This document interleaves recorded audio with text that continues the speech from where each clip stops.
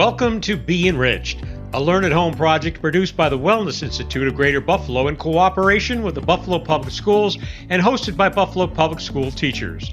Your host for today's virtual field trip is Michele Agosto, Director of Arts for the Buffalo School System. Now please join Michele as she travels to fun and educational destinations throughout Western New York. Hello BPS family, welcome to BeEnriched, a televised field trip program just for you. And I'm Michele Agosto, and I'm the Director of Arts for the Buffalo Public Schools.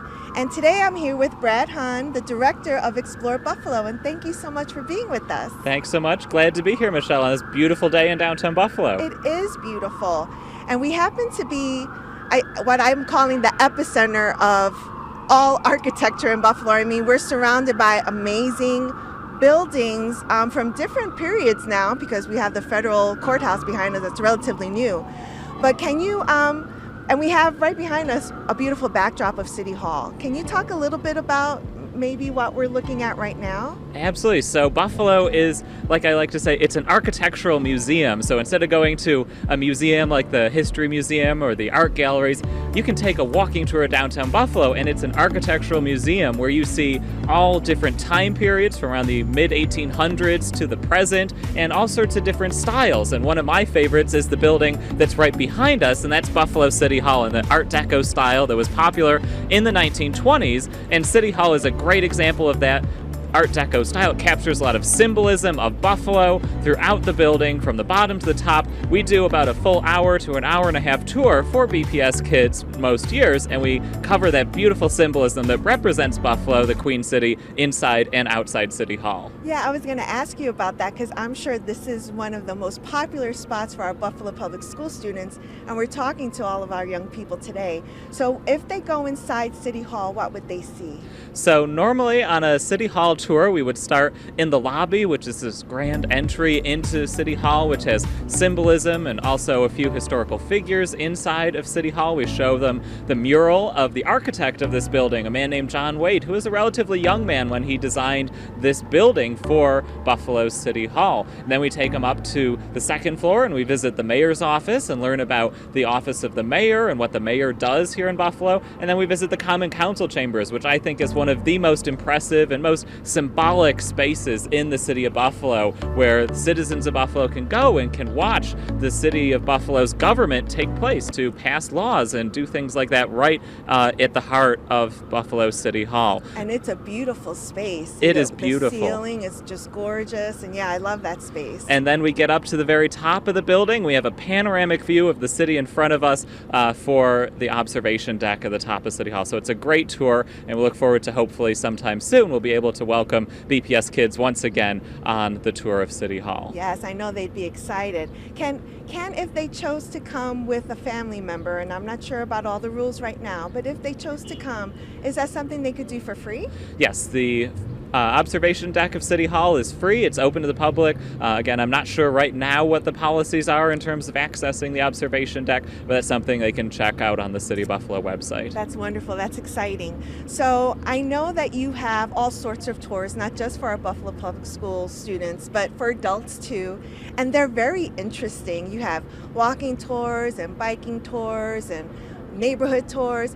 I was fascinated by the crime tours. That's always fun. Can you talk about maybe one of the most popular tours and what you would maybe see when you do one of these tours? Absolutely. So we have about 40 different tours, walking tours and bike tours that we're running right now in 2020 all across the city of Buffalo and some areas outside the city as well. One of my personal favorites is our Masters of American Architecture tour, and that tour is a walking tour of downtown Buffalo, not where we are right now, but a different part of downtown, where we talk about some of the most well-known architects in American history who came to Buffalo and designed important buildings like the Guarantee Building, one of the first skyscrapers in America, the Ellicott Square Building, which when it opened in the 1890s was one of the largest office buildings in the entire world, and that took place right here in Buffalo around the turn of the 20th century when Buffalo was the 8th largest city in America. We were an industrial center, and people were moving to Buffalo by the thousands every year because this was an exciting place to be. We capture that energy and also see what's happening today, as Buffalo is still an exciting place to be and a lot of energy and resurgence happening in downtown Buffalo. Yeah, it is really exciting. Buffalo's growing beyond, I think what I thought of, and I'm not a native, so it's just so fun to see it grow and grow beyond what I remember it being when I came here. So I want and talk about growing. What is growing are the amount of murals that we see around the city. And that's at my heart because I am the director of art. So I was wondering if you could share what you would do on a mural tour. I know you do one of those, and I think you said you do a biking mural tour sometimes. So can you talk a little bit about that? Yes, so we have actually 3 different murals tours that we're offering in 2020, and those murals that have been added to the streets in Buffalo and different buildings, all different neighborhoods, are really an important part of adding more life and vibrancy to city streets, whether it's in North Buffalo, the East Side, West Side, even South Buffalo. So we have currently a downtown murals walking tour, which encompasses different murals throughout the downtown area, and we're adding also in 2020 a Hurdle Avenue walking tour of murals, because that has become a very dense stretch of murals right along Hurdle Avenue. You can go just about a half mile or so and see well over a dozen incredible murals, some by internationally famous artists such as Eduardo Cobra from Brazil, who came to Buffalo, was sponsored by the Albright Knox to design a large mural of Mark Twain and John Lewis, and then many local artists as well, especially along Hurdle Alley, a project done in 2019. Then we also have a bike tour of murals, which covers, of course, a wider area because we can cover more ground on bikes than on foot. Yeah, that's amazing. And actually, you said one of my favorite ones, the Mark Twain and John Lewis one. Can you describe what that looks like? Because I think we'll show a video of that, and I would love for you to kind of talk about what we're seeing in that mural. Sure. So the Eduardo Cobra mural is on Hurdle Avenue, right next to Lombardo Restaurant, and it shows 2 figures famous in history, Mark Twain and John Lewis, who were close friends. But what many people don't know is Mark Twain actually lived in Buffalo for a few years in the 1870s. When he married, one of his wedding gifts was a house, and that house was on Delaware Avenue here in Buffalo, and he worked for one of the local newspapers when he was here for a couple years in the 1870s. There's a great book by a local author, Tom Rigstad, called Scribbling for a Living. It's all about Mark Twain's years here in Buffalo.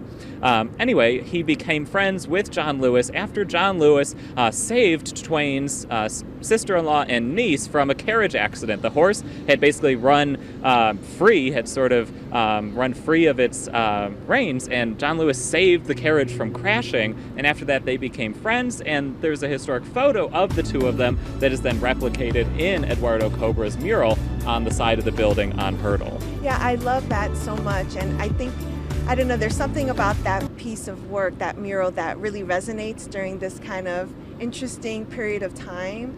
And so I love having those kinds of conversations and comparisons for our young people, because they can have these discussions about relationships and in different time periods and comparing them to now, wouldn't you say? Absolutely. So, of course, with John Lewis being an African-American man and Mark Twain, who was white, of course, to see them just casually sitting and having a conversation on the steps in that historic photograph, and then see that large mural on the side of the building there on Hurdle, really does speak volumes to those relationships. Mark Twain is believed to have then turned John Lewis into one of his characters in one of his novels, was the inspiration for one of the characters in Huckleberry Finn. Oh, is that right? I didn't know that. That's pretty cool. So, do you have a favorite mural that you like to talk about when you're traveling and doing these tours? So my favorite mural, of course, I love the murals along Hurdle Avenue. That's my neighborhood, so it's been great to see the murals that have been added there over the past couple of years since I moved into the Hurdle neighborhood. My favorite is just a few streets over from that Eduardo Cobra mural. It's on the side of the building that houses Lloyd Tacos. It's called We Go by Chuck Tingley and Matt Grote, and it's just this wonderful, whimsical mural. It's sort of a childhood imagination with these balloons and childhood toys like a Rubik's Cube, and it just looks like an imagination at play on the side of that building. It's just so much fun to just look at that, and you find something new every time you do look at it. Yeah, that's true, and I do love that piece too. And Chuck is a good friend of the Buffalo Public Schools. He has actually worked with our students before, so I'm so happy you gave him a shout out. So let's talk about the biking tours.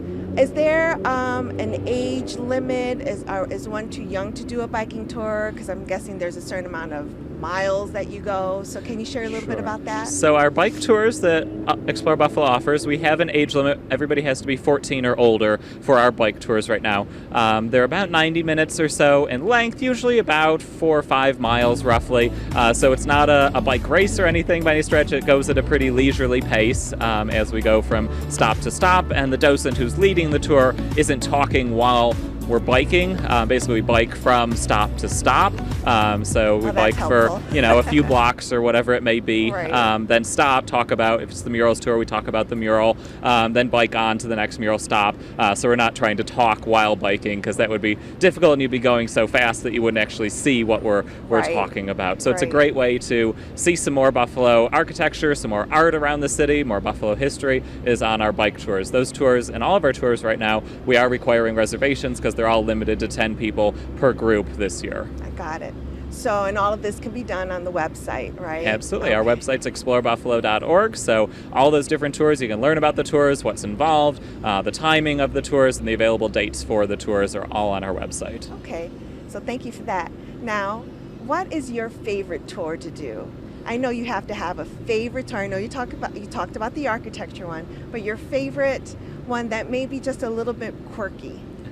One of my favorite tours is the tour over at Silo City, the historic grain elevators along the Buffalo River, and we're able to do tours actually around the silos and actually take people up close to the silos themselves. And you really get a sense just the massive scale of these incredible buildings and understand how Buffalo became the largest grain port in the world in the early 20th century and what impact that had on the city as well as the workers who worked in those buildings. You really get an understanding of how difficult the jobs would have been there and how important that was, because that's really where Buffalo grew from. If we didn't have that industry, that commerce, including the grain trade along the Buffalo River, we wouldn't have built all of these beautiful buildings around us here along Niagara Square and other parts of downtown. There's a reason that you see a lot of ears of corn, for example, in the symbolism in City Hall. That's because of how important the grain trade was to Buffalo becoming a prosperous city in the early 1900s. Yeah, I love how you made all of those connections, because often our young people look at these incredible structures jutting out of across the river, and they're not sure what those silos did, and so they really had a purpose. They're not just a sign for an advertisement. They really had a purpose. Absolutely, and they were so important not only in Buffalo for our industry, but also for then modern architecture, because those became the inspiration for some of the most famous modern style architects in the world. People like Le Corbusier, who studied Buffalo's grain elevators, and there's another book called Concrete Atlantis about those grain elevators and other buildings in Buffalo and throughout the country that then influenced the evolution of modern architecture. Oh, Brad, thank you so much for sharing so much. I mean, you shared a lot, and I'm so excited to see that you're still working on tours now. And I hope that our Buffalo Public School students enjoy some of them this year. So thank you for joining us. Thank you so much for having me today.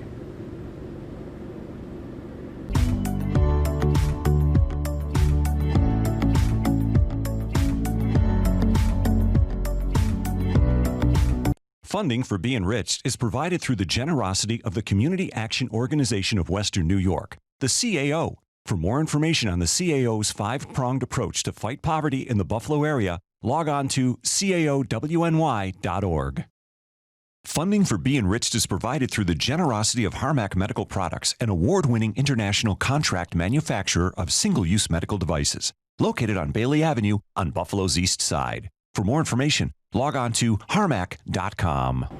So we're back again with Dennis Galucki, and he's the founder of Center for the Study of Art and Architecture, History, and Nature. And I'm so pleased that you're here with us, Dennis. I'm delighted to be here, Michelle. Thank you. And I want to make sure everyone knows we are socially distant, so we all have our masks in tow, but it's just better to talk this way. So thank you again. Thank you, Michelle. So Dennis, I know that you founded the center in about 2009, I believe. And I know it was meant to kind of link volunteers and this idea of lifelong communities. Can you kind of describe what that means to our students watching? What a lifelong community means? It's really lifelong learning communities. Okay. And that learning is important. Yes. Too often, we think of education, K through 12, college, graduate. But in the world of the 21st century, it seems to be evolving so quickly. I'd argue that lifelong learning is going to be essential for all of us, if we want to stay engaged as human beings. So when you talk about lifelong learning, that means that you take opportunities to educate and explore and discover as often as possible. Is that right? As often, and also find those communities that are doing just that. For instance, volunteers. Think of all the culturals, many of which you're highlighting in this series, and all the volunteers they attract. The Martin House, the Albright Knox, the Museum of Science, the zoo. And all of those are lifelong learning communities. And to me, the center point is the Central Library. So that's where the Imagine series developed to host on a weekly basis the leaders of all those culturals, various lifelong learning communities, let them tell the story, record it, have an audio recording of everything for 10 years, and then at least connect them. Otherwise, silos develop, and each cultural has to worry about its own wherewithal and funding and audience, boards and organizations. So I thought what we need also is something with no money involved that could connect the dots. That's what C-SAAHN, as I pronounce it, is. Yes. The Center for the Study of Art, Architecture, C-SAAHN. History, and Nature. Nature. Sounds like C-SAAHN, Paul the C-SAAHN, artist. and that's exactly who I had in mind. Yes. He was a bridge artist. Picasso would certainly point to his inspiration by C-SAAHN, and I thought that's what Buffalo needs, a bridge literally into the 21st century and beyond. Oh, I love that image a lot. I love that very much. And so let's bridge it back to where we are right now, which is in front of this amazing city hall, this incredible architectural gem. And we're surrounded by many other buildings. And I know you talk a lot about these landmarks, and I thought maybe you can share a couple of architectural gems that you would like to describe and share to our young people that they should know about. Well, we're here next to the McKinley Monument. The city really developed those gems in many ways after the Civil War and through the first decade or so of the 20th century. And they would include right around the corner of the Guarantee Building, beautiful building. The H.H. Richardson complex of the State Hospital, Buffalo State Hospital, and Frank Lloyd Wright's different prairie homes, especially the Martin House complex. So those three architects, they were interpreting the freedom that writers were talking about just before them. Oh, okay. Who were those writers? Emerson, Thoreau, Whitman. They were talking of democracy and America becoming America. And as a result, those three really, and Buffalo's the only city outside of Chicago to have all three representations from all three still standing. Yeah, and they're not amazing. just minor pieces of work, they're incredible, beautiful projects. So that's one aspect. The other was, in the end of that 19th century, there was a City Beautiful movement. And Buffalo, I would argue, because of its design that starts right where we're standing, right here, the hub of this hub and spoke design that would be connected by Olmsted and completed, I'd argue, by us as we clean up all the brown fields and turn them into green fields and parks and complete what couldn't be completed back in the 19th century. So that's our challenge and opportunity. You mentioned brownfields and greenfields, and many of our young people may not know what that is. Yeah. Can you explain that? Well, this was an industrial city. It was wonderful. People earned good money in steel mills, and chemical plants. And they would usually be next to waterways, Lake Erie, the Buffalo River. And then they disappeared. And what we discovered was they were polluting the air and polluting the water. And that is where the term brownfields comes in. These have to be cleaned up to make them into green fields, parks perhaps, something. And that's what's going on in the outer harbor. And all along the Buffalo River, there's more and more a project with a river trail by the Western New York Land Conservancy. There's just incredible things going on. It took a long time for us to figure out how to do it Right. and get the money. Right.